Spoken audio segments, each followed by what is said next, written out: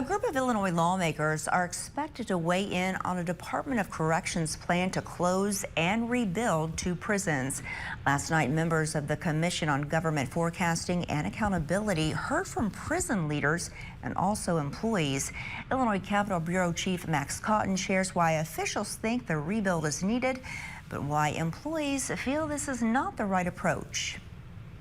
The Illinois Department of Corrections may soon be closing and tearing down 2 of its prisons, Stateville Correctional Center in Crest Hill and Logan Correctional Center in Lincoln, the state's main women's prison for medium and maximum security inmates.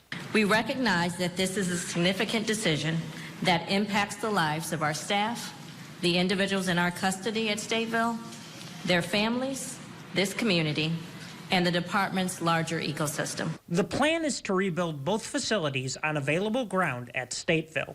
It comes as Hughes told commission members last month Stateville needs $250 million in deferred maintenance and Logan needs $116 million worth of work. This is not just a matter of preference, but a necessary step to ensure safety, efficiency, and the fulfillment of our rehabilitative mission. Lawmakers also heard from Stateville employees, as well as leaders from the union representing them at Tuesday night's meeting in Joliet. They oppose the plan, which could see Stateville close as soon as September, requiring inmates and staff to be relocated for up to 5 years. The plan itself is needlessly and drastically disruptive to the employees of the department, to individuals who are currently incarcerated at Stateville, and to their families, and to the entire IDOC system. IDOC says during the rebuild, Stateville employees will be reassigned to a facility within a 65-mile radius. The agency plans to continue operating Logan during construction